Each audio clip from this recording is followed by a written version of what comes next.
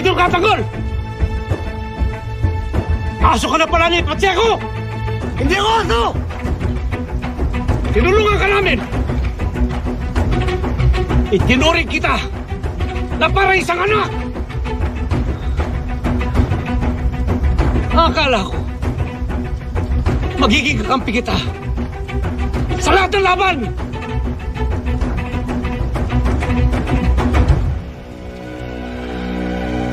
Mas pinili mo na umanib sa isang demonyo! Umanib ba kayo, Pacheco? Dahil sa negosyo! Negosyo pinaghirapan namin! Na sinira mo! Ito ba igaganti mo sa amin?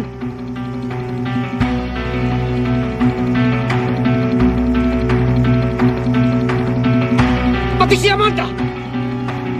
Dinamay mo!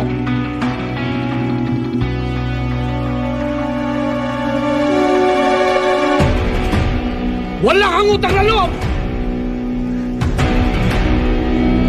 Utang na loob!